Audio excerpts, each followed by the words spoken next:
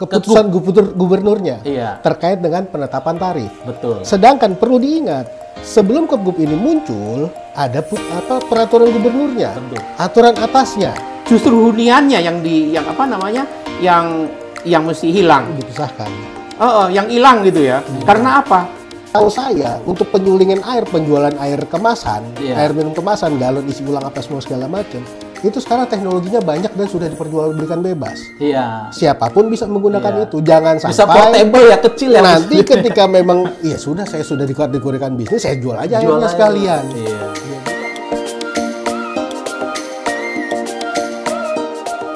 Assalamualaikum warahmatullahi wabarakatuh, teman-teman sekalian.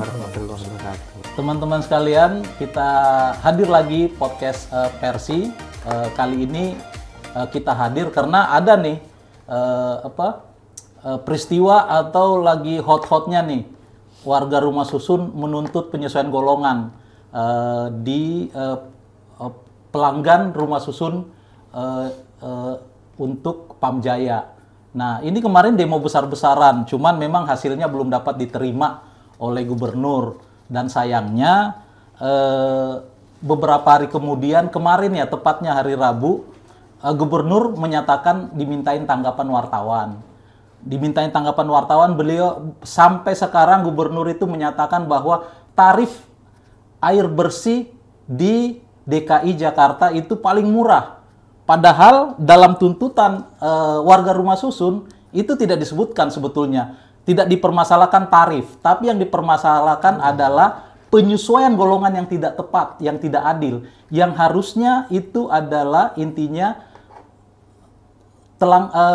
warga Rumah Susun ini menggunakan air untuk kebutuhan sehari-hari. Jadi dia masuk hunian, tapi dimasukkan ke golongan komersial. Nah, untuk itu sebetulnya saya mengajak dua narasumber yang kali ini yang satunya adalah praktisi hukum Rumah Susun dan satunya lagi adalah pengamat Rumah Susun, terutama dari segi kebijakan.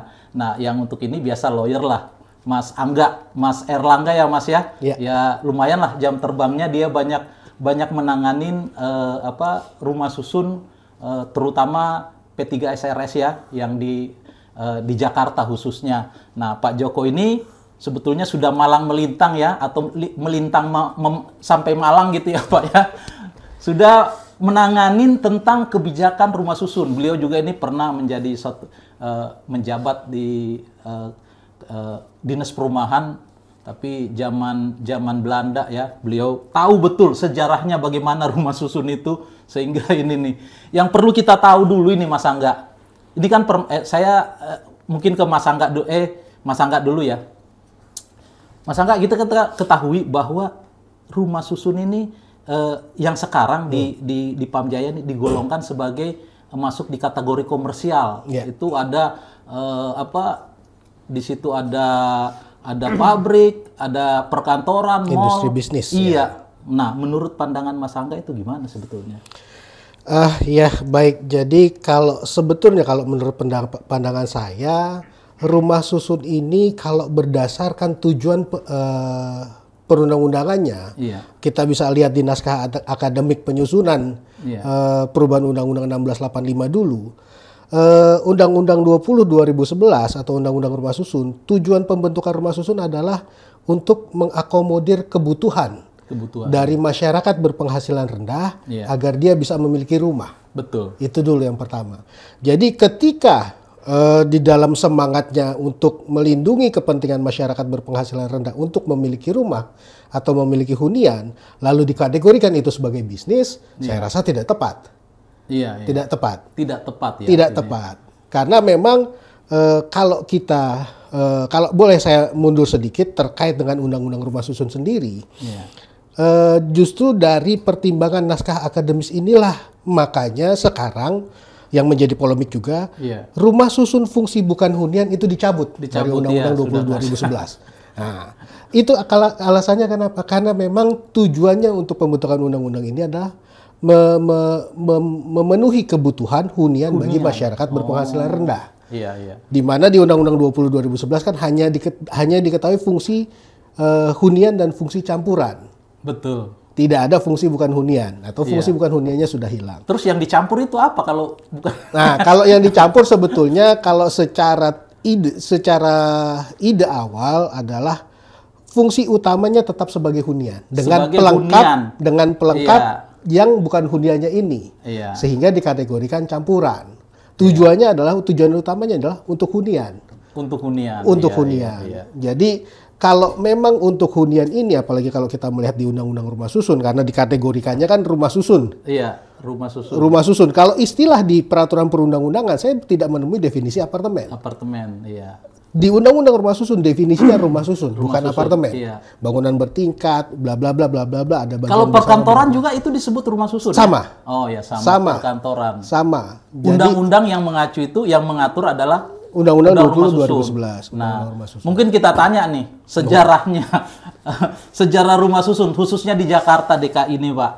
Terus ada kata apartemen itu, Pak. Itu gimana tuh, Pak? Harusnya kan apartemen itu hanya marketing, setahu saya itu marketing gimmick ya. Iya. Jadi dari biar masa developer mau jual, saya jual rumah susun. Kalau rumah susun itu di benak kita dulu itu ada rumah susun yang dibangun pemerintah untuk MBR. Nah, kalau dibilang rumah susun makanya timbulan namanya apartemen, Pak. Nah, mungkin Pak Joko bisa menjelaskan ini apa asal mula dari pertikaian ini, kenapa bisa pelanggan rumah susun itu dikategorikan sebagai apartemen, Pak, gitu, Pak. Silakan Pak Joko. Ya, terima kasih. Jadi awalnya itu kan diatur di Undang-Undang Nomor 16 tahun 85. Iya, Itu tentang rumah susun. betul. Di sana itu digolongkan ada 3 ya dari fungsinya itu. Rumah susun hunian, bukan hunian, dan campuran. Itu undang-undang lama ya, Pak, yang mengatur Ya, itu ya.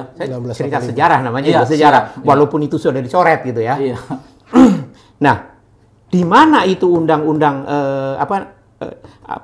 ketentuan mengenai timbulnya ada rumah susun non hunian, ya itu bisa dilihat di dalam penjelasan dari undang-undang itu. Iya. Iya. Kalau nggak salah itu di pasal 24, saya ingat saya tuh ayat 1 itu tempatnya di peralihan atau penutup Iya. lah. Bunyinya Ya, gimana, Pak? penjelasannya.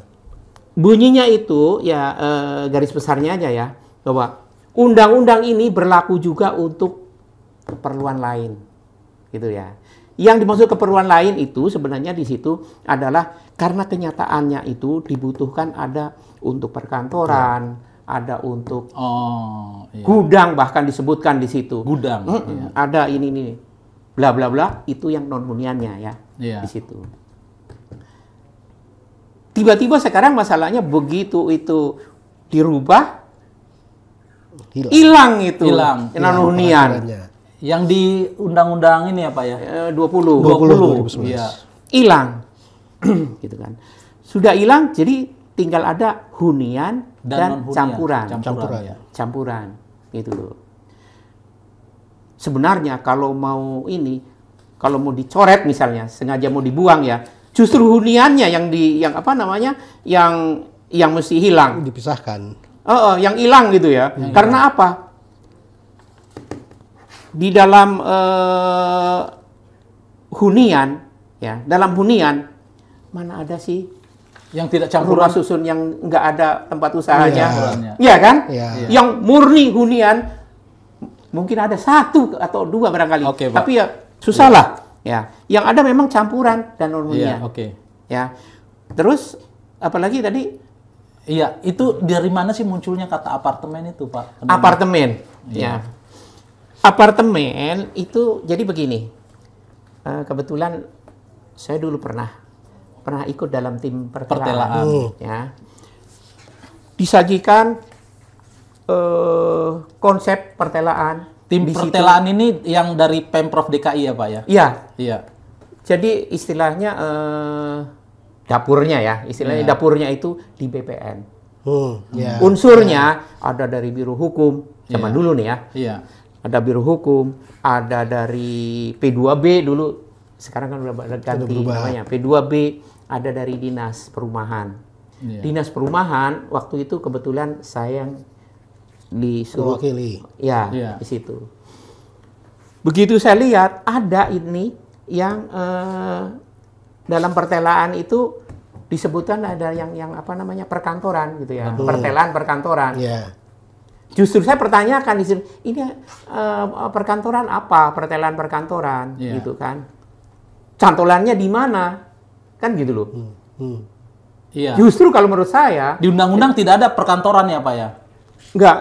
enggak disebut ada perkantoran ini.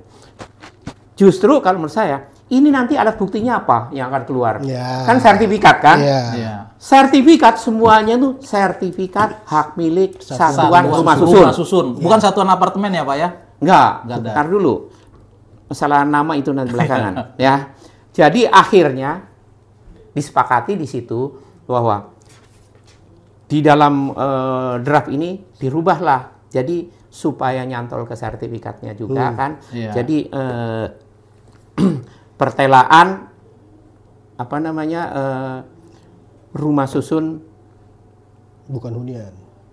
disebutkan. Ini nanti harus keluar sertifikatnya kan. Jadi nanti jadi rumah susun apa? Perkantoran apa gitu ya. Rumah susun ini nih Apartemen. rumah susun Ya. misalnya nih. Rumah susun hunian baru apartemen apa gitu loh. Itu ini sebenarnya Ya, hanya dulu perizinan nama begitu, bukan nama hunian, daripada apa, gedungnya. apa komersil nama apa, ya. nama jadi ya untuk tambah keren lah ya. Ya, nama gedungnya. Ya. Iya. Ya, jadi nanti Marketing gimmick. lihat aja nanti di dalam sertifikatnya pasti disebutkan ada sertifikat hak milik satuan rumah susun apartemen apa. Oke. Jadi Di itu ya, situ. Pak ya. Jadi intinya itu bahwa di undang-undang, di peraturan manapun itu disebutkan rumah susun ya, Pak ya. Clear ya, Pak ya. Tidak ada di situ disebutkan apartemen. Nah, makanya itu kan berarti kalau di situ rumah susun itu kan kebanyakan yang anggota kita itu adalah anggota P3RSI itu adalah kebanyakan hunian, Mas. Hunian. Nah, menurut Pak Angga ini penggolongan ini kan di K2 itu kan itu jenis hunian, Mas. Betul. Sementara di K3 itu industri. Ya. Nah, sebetulnya juga nanti Mas Angga juga bisa jelaskan sih. Di Pergubnya pengertian itu sudah ada kan? Sudah, Apa yang sudah. dimaksud dengan golongan Sudah. 2 dan golongan 3? Sudah. Nah, Sudah. mungkin Mas Angga bisa jelasin gitu loh. Ini dari kekeliruan ini. Silakan Mas Angga. Ya, kalau menurut saya sih sebetulnya inti dari permasalahan ini sederhana, Pak. Solusinya pun sederhana. Sederhana ya? Kok- Sederhana, sangat tapi- sederhana. Tapi kok jadi pelik gitu loh. Nah, karena kita kan melihat bahwa yang dipermasalahkan selalu Kepgubnya, keputusan gubernurnya Iya. terkait dengan penetapan tarif. Betul. Sedangkan perlu diingat, sebelum Kepgub ini muncul, ada peraturan gubernurnya, Betul. aturan atasnya. Dari itu ini Mas, sorry, Hmm. saya ini. Kalau antara Kepgub dan Pergub itu hari dan tanggalnya sama loh. Nah, keluarnya.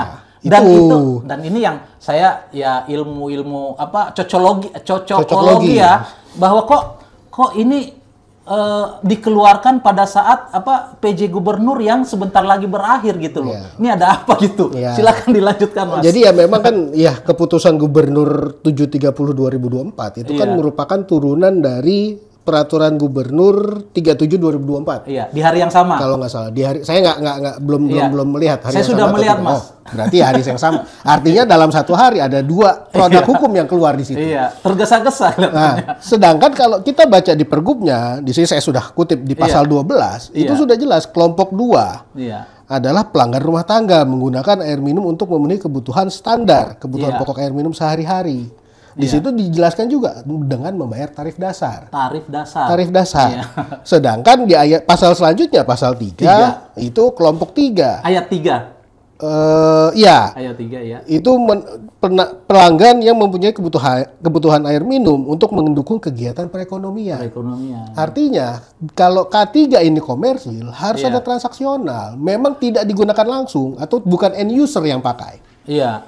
Kalau di apartemen atau di rumah susun, kita bahasanya sekarang di Iya. rumah susun, itu saya rasa kalau memang seluruhnya residen, seluruhnya dihuni, untuk dihuni, ya itu pasti end user. Iya. Jarang sekali atau tidak pernah dan tidak boleh di suatu rumah susun itu menjual air antar unit Jualan. dengan unit. Ah, iya. Itu kan Berarti juga ada tidak komersial. boleh dan tidak bisa. Iya. Tidak bisa. Kalau di K3 boleh. Nah, kalau di K3 boleh karena Iya. memang kebutuhannya untuk bisnis. Oh, berarti kalau ini ya apa kalau kita ngikutin logika daripada tadi K3 ya, Ya. berarti boleh dong orang di unit apartemen karena dia masuk K3 untuk kebutuhan untuk kegiatan bisnis atau Ya. perekonomian.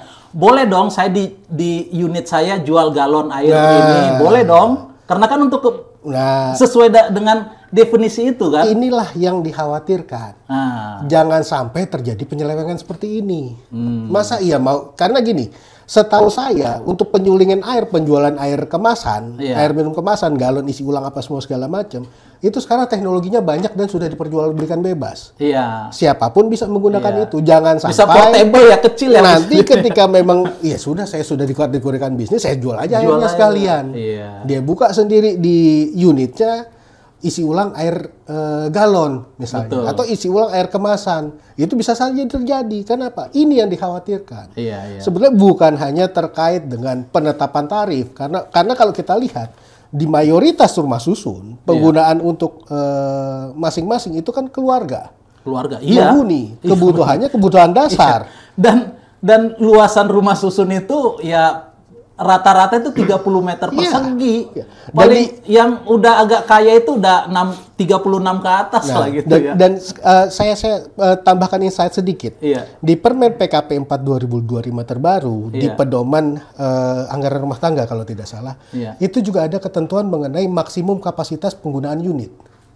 Oh. Jadi Artinya satuan gimana? unit rumah susun Iya. itu maksimum dihuni oleh berapa orang? Oh iya iya, nggak boleh.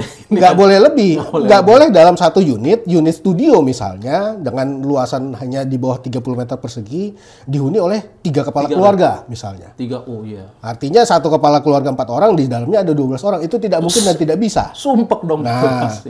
artinya secara peraturan di kementerian pun sudah mengatur. Iya. Artinya apa? Ini memang kebutuhannya untuk rumah tangga, kebutuhan dasar. Iya. Jangan sampai dianggap ini sebagai bisnis. Iya, betul. Karena kalau memang kita kembali lagi ke Undang-Undang 20, Iya. disebut rumah susun komersil.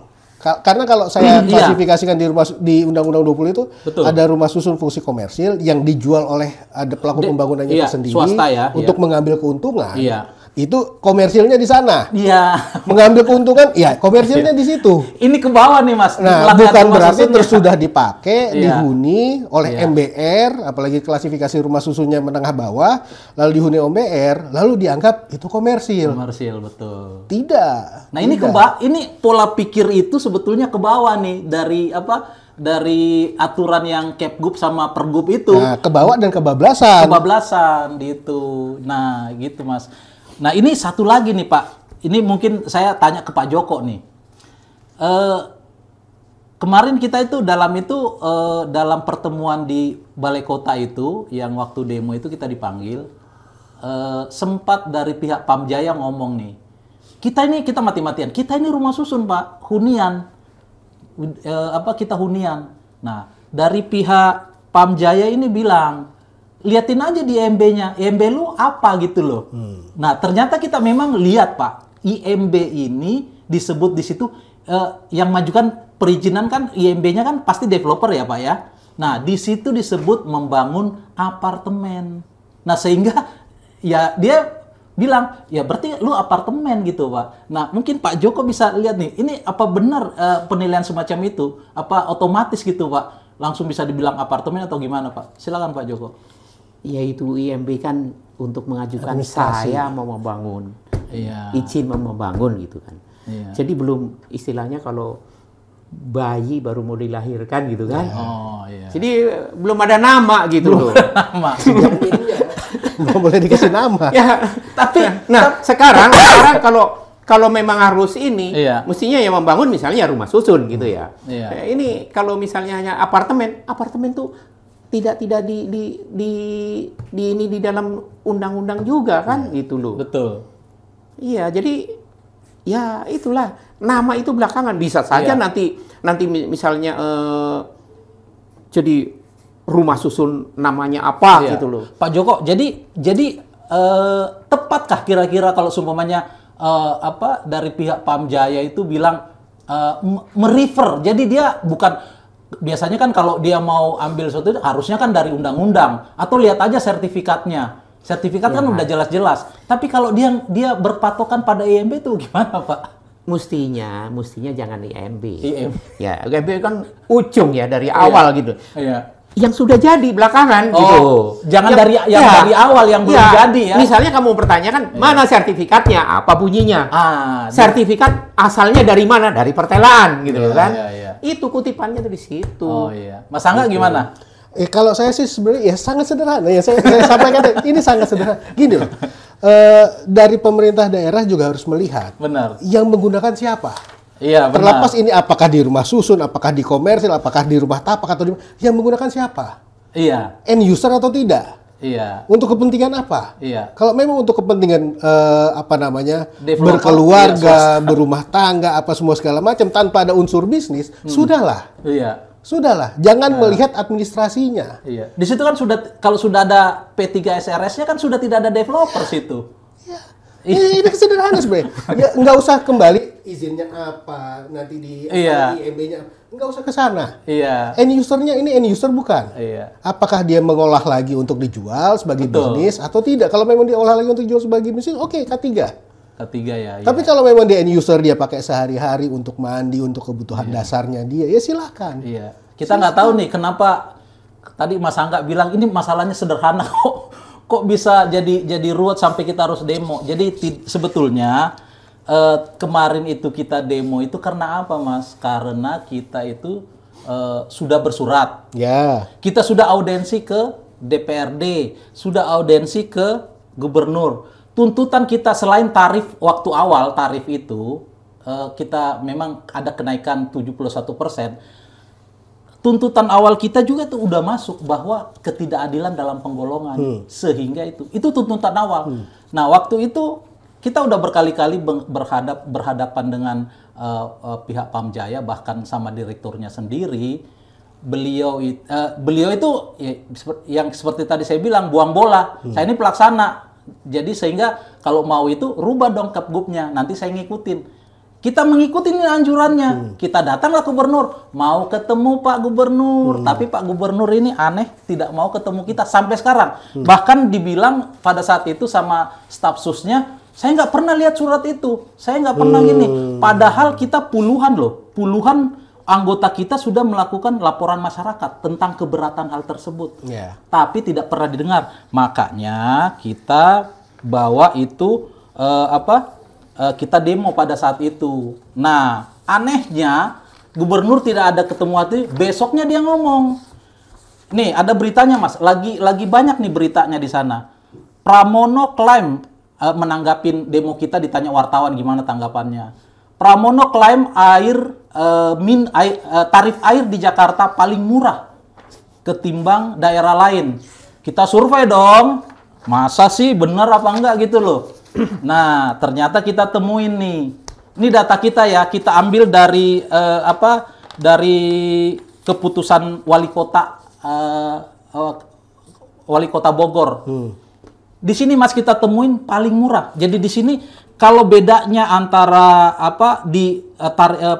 jenis pelanggan kategori di Bogor itu, dia tidak tidak membedakan antara itu apartemen atau apa. Dia pokoknya pelanggannya itu adalah rumah tangga, terus industri, sosial, 3 itu doang. Sama dengan Bekasi, dan ini murah. Kita sayangkan ya, gubernur kita ngomong tanpa data, kan malu gitu. Kemana staf susnya dan yang diberi masukan ini, yang beri masukan ini siapa? Kok bisa gubernur menyampaikan statement semacam itu? Belum lagi kita survei di daerah lain. 2 di Bekasi itu jelas lebih murah dibandingkan ini. Gimana caranya gubernur ini? Ini yang kita sayangkan, Mas, ininya. Menurut Mas Angga gimana nih menanggapin hal ini? Kenapa bisa gubernur yang ya kita tahu sepintar itu bisa asal ngomong aja gitu ininya tanpa data gitu. Harusnya kan data, hati-hati lah kalau mengeluarkan data gitu.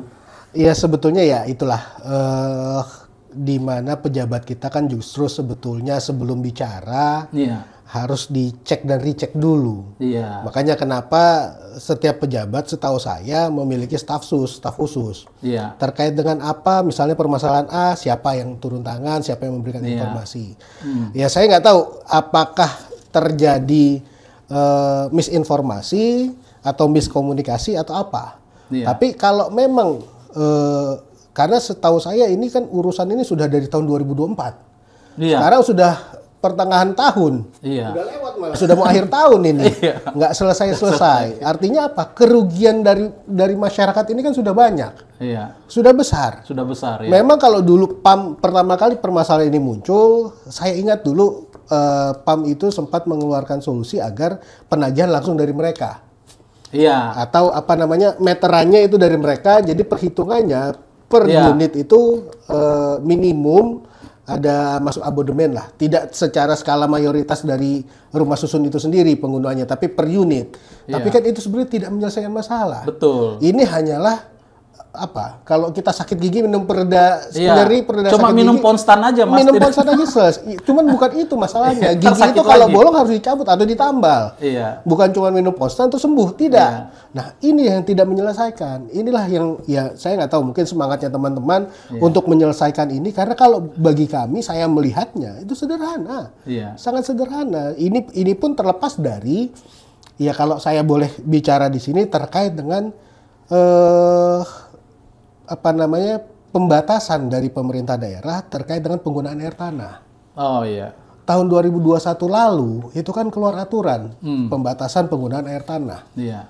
Khususnya bagi bangunan gedung yang luasnya secara luasan lebih dari 5.000 meter persegi kalau nggak salah. Iya. Artinya apa? Ya setiap bangunan gedung bertingkat itu harus menggunakan air dari pemerintah daerah. Harus dari Pamjaya. Saya nggak tahu di Jakarta apakah ada penyedia air lain selain Pamjaya. Nggak ada, udah dimonopoli kan ininya kan. Iya, saya tadinya nggak mau nyebut monopoli, Iya. tapi ya sudah. Saya bahasa sederhana biar dimudah dipahamin oleh orang Karena gini, pemirsa kita. Ya, secara penyedianya saja hanya tunggal. Iya. Hanya satu ATPM yang bisa Iya. menyelesaikan, satu Iya. provider yang bisa menyelesaikan. Aturannya pun tidak boleh selain ini. Iya. Iya dong. Air tanahnya sudah tidak boleh diambil. Iya. Ada kekhususan dan dibatasi. Kalau dilanggar ada sanksinya. Tapi dia mampu nggak untuk itu tuh? Untuk apa? Untuk memenuhi kebutuhan Ah. ini. Itu kan selalu ada. Seperti yang terjadi di Kalibata. Ya. Ketika airnya mati, PAM, dia nggak bisa masuk. Tahun 2024 kan juga pernah ada kejadian beberapa hari mati. Iya. Dan itu chaosnya bukan main. Iya. Chaosnya bukan main. Memang secara kebijakan PAM mengambil langkah untuk menyediakan suplai berdasarkan mobil tangki. Iya. Cuman kebutuhannya berapa? Tidak, Suplainya tidak- berapa tidak banyak mobil tercapai tangki juga. per hari? Nah ini berapa hari? Kalau nggak salah 3-4 hari waktu itu kekosongan. Nah, ini juga Mas, saya mau klarifikasi bahwa pada saat itu memang dari pihak P3RSI sudah menandatangani MOU untuk penagihan langsung ke unit. Iya. Nah, karena itu memang kita waktu itu sangat terdesak ya. Kalau kita tidak mengikuti dari program dari Pamjaya ini, kita akan terkena tarif yang namanya tarif atas. Jadi dia Yang paling mahal. iya tinggi. paling mahal karena kan dia jadi pelanggan besar namanya. Jadi 1 meteran. Iya. Nah, kita kan nggak mau, itu mahal sekali itu kan itunya. Tapi tetap kita waktu itu penandatangan MOU, Pak Ketua itu sudah ngomong, Pak, kita itu tetap akan walaupun ada MOU ini kita tetap memperjuangkan penyesuaian golongan itu, dan dipersilakan. Jadi ini bukan pengkhianatan daripada ini. Kok lu udah gua kasih penagihan langsung tarif progresif, kok lu masih demo gua gitu kan? Enggak, ini tetap ini hal yang berbeda. Nah, yang di Kalibata juga begini Mas, yang ditanganin itu. Di Kalibata itu dia kan harusnya masuknya rumah susun sederhana, karena kan dia rusunami. Tapi dia dikenakan di rumah susun menengah. Dia dikenakan rumah susun menengah untuk biar tidak terjadi gejolak. Ketua PPRS-nya mengambil kebijakan tidak akan menaikkan. Jadi mereka menalangin, Mas. Jadi tapi sampai kapan biar tidak gejolak? Saya bilang sama ketuanya, Bu, kenapa Ibu talangin? Ya sampai ini masih ada tunggakan sekian miliar. Udah kalau gitu Pamjaya dan dia tidak mendapatkan ini program penagihan langsung. Jadi pajaknya, progresif. jadi dia itu tarif single tarif atas. Padahal orang yang membayar itu tetap membayar dengan harga lama yang peraturan dulu. Nah ini akan ini. Saya bilang kenapa nggak dilepas? Biar ribut sekalian, biar nuntutnya sama Pamjaya. Kali ini kan lebih rame. Iya, ada desas-desus sih bilang bilang ini itu mah yang ribut cuman ininya doang, pengurusnya doang. Penghuni mah tenang-tenang aja. Ya iya tenang orang dibayarin gitu kan. Coba kalau dilepas ribut gitu Mas. Iya. Mungkin kira-kira menurut Mas Angga apa kira-kira ini yang bisa kalau ini mentok tidak didengar? Sebetulnya kita ini sederhana mau ketemu gubernur, cuma gubernurnya yang katanya dari partai Wong Cilik ini nggak mau ketemu rakyatnya, ini kita aneh juga nih. Ntar kita laporin sama Mak Banteng nih kalau begini.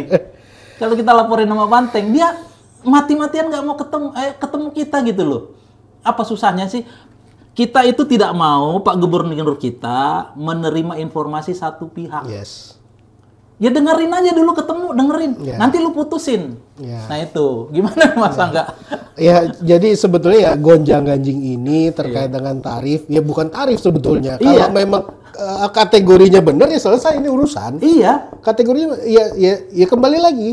Ya betul. Menyelesaikannya gampang. Lihat end user-nya. Iya. Apakah digunakan bisnis, komersil atau tidak? Kalau tidak ya artinya ya dia pengguna langsung. K2 ya selesai. Sederhana. Nah, cuman ya memang di Indonesia ya di P3SRS sendiri kan memang seluruhnya berdasarkan musyawarah untuk mufakat. Iya. Ya selama ini mungkin sepanjang ini kita sudah banyak melakukan audiensi-audiensi, permohonan-permohonan, surat menyurat, sampai terakhir ya kalau saya baca beritanya ya memang dengan terpaksa untuk berdemo. Iya. Ini kan artinya demonya ini kita terpaksa demo, karena apa?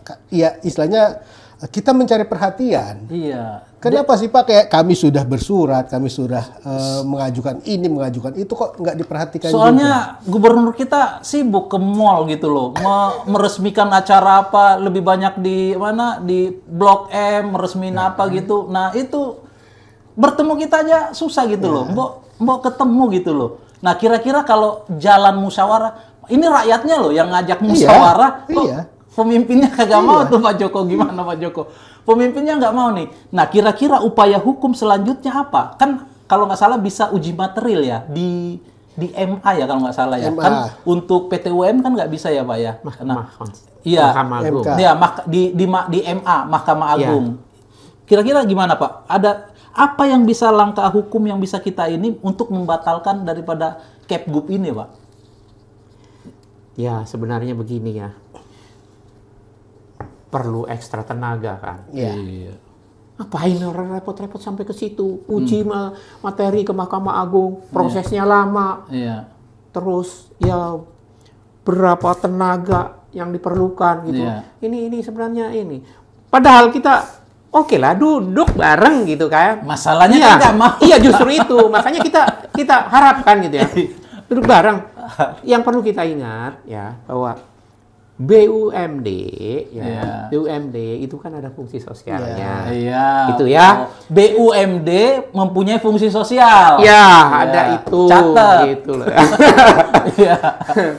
Kedua ya, itu kita bicara tadi rumah susun. Apalagi di Kalibata tadi rumah susun apa namanya? Rusunami. Subsidi. Ya. Dulunya itu namanya rumah susun sederhana ya. Awalnya kan rumah susun sederhana. Terus rumah susun Rusunami, terus rumah susun apa lagi nanti gitu loh. IMB-nya ada apartemennya jangan-jangan? Iya? IMB-nya apartemen juga, apa rumah susun juga? Iya, pasti developer ngajuin IMB. Mungkin itu apa namanya di dalam pertelaannya karena itu kan campuran sebenarnya kan. Campuran ada. Campuran mix. Ada rinciannya lah di sana. Itu loh. Ya gimana ya? Sebenarnya ya kayak Bapak tadi bilang sederhana, memang sederhana, makanya ya jangan bikin capek lah gitu loh. Ya. Masalahnya kan nggak mau ketemu Pak, yang saya bertanya Pak Joko ini masih berpositif thinking, ya ketemu, tapi Yang saya tanya Mas Angga ini, kalau tidak mau ketemu, kan kita juga harus memperjuangkan dong aspirasi anggota kita. Apa langkah hukum yang bisa kita ambil dari warga rumah susun ini, Mas? Kalau langkah hukum sebetulnya ini kan membatalkan suatu produk. Sebetulnya langkah hukum tepat dulu ya. Kalau sekarang mungkin sudah terlambat adalah gugatan ke PT UN. Cuman karena memang mungkin dalam tahapan-tahapan ada banyak keringanan, ada banyak janji-janji yang diberikan, lalu pengharapan kita juga terhadap aspirasi ini agar didengar ini masih besar. Tapi ternyata sampai dengan paling tidak sampai dengan hari ini hal itu belum terwujud. Artinya kalau dibilang langkah hukum ya kita bisa mengajukan uji material terhadap Kepgubnya, bukan pergubnya. Kalau pergubnya itu sudah sesuai. Sudah sesuai. Kepgubnya. Karena kan yang menjadi permasalahan kan di Kepgubnya. Nah, kalau di luar mungkin bisa ada istilahnya citizen lawsuit. Jadi gugatan dari warga negara, masyarakat. Kenapa? Karena keputusan ini dari pejabat merugikan. Tapi di sini kan tidak bisa. Di sini yang hanya diketahui adalah terkait dengan class action. Terkait dengan kerugian kelompok yang mengakibatkan terhadap suatu produk hukum atau terhadap suatu keputusan yang mengakibatkan kerugian kelompok. Jadi kalau dibilang ya tadi saya mengutip dari Pak Erlan dari PAM-nya bilang itu kan bukan penghuninya, itu pengurusnya. Ya, justru pengurusnya mengatasnamakan warga. Warganya berapa? Kalau Kalibata sendiri saya udah berapa ribu. Belum di apartemen-apartemen lain di Jakarta. Ini desas-desus ya, ada tuduhan semacam itu. Ya cuman ya kita nggak usah tutup mata lah. Di Jakarta ini kan kalau berdasarkan perkembangan yang terjadi kan sudah bukan ibu kota, daerah khusus sekarang, DKJ, daerah khusus Jakarta. Tapi kan menjadi pusat bisnis di sini. Terutama banyak juga transmigran juga bukan ke sini ya. Semua bermuaranya ke Jakarta. Sehingga ya di dalam rumah susun ini juga kan banyak yang tinggal. Banyak yang huni, keluarga-keluarga. Tidak orang kaya loh, malah ada yang alasannya tinggal di rumah susun itu karena buat dekat daripada ini. Lebih hemat daripada dia harus pulang ke rumah di luar kota misalnya. Itu lebih hemat, bukan berarti yang tinggal di rumah susun itu semua orang berada. Apalagi kan kalau melihat semangat dari Undang-Undang 20 untuk melindungi kepentingan masyarakat berpenghasilan rendah di dalam mendapatkan hunian.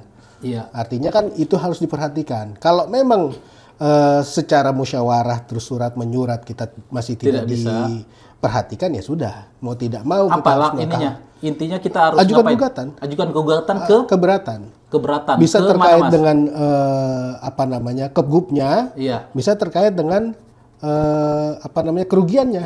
Karena kan selama ini kan kita mengalami kerugian. Itu di mana Mas? Di MA atau di mana? MA ya. Oke. Ajukan ke MA. Oke, terima kasih. Ini udah banyak yang bisa kita diskusikan hari ini. Cuma satunya poin yang bisa saya ambil ini masalahnya sederhana. Masalah ini kan kita tidak perlu lihat apa ininya. Kita lihat siapa yang make ya Mas Angga tadi ya. Siapa yang make. Jadi nggak usah terlalu rumit atau bagaimana gitu lah. Mudah-mudahan Pak Gubernur bisa mendengar. Dan tadi permintaan kita berharap sekali Pak Gubernur mendengar kita di pihak lain. Sementara ini kan satu sisi aja. Jadi apa yang disampaikan Pak Gubernur kemarin tentang air bersih di Jakarta masih murah ternyata enggak juga. Ini kan berarti salah data. Bapak salah dengar pihak gitu loh. Mbok dengarkan pihak kita. Dan coba ada inilah kalau mengeluarkan pernyataan coba by data gitu. Terima kasih Mas Angga, Pak Sujoko. Mudah-mudahan pembicaraan kita, diskusi kita hari ini membawa manfaat dan pencerahan bagi kita semua, terutama untuk regulasi rumah susun di Indonesia. Terima kasih Pak Joko. Assalamualaikum warahmatullahi wabarakatuh. Waalaikumsalam.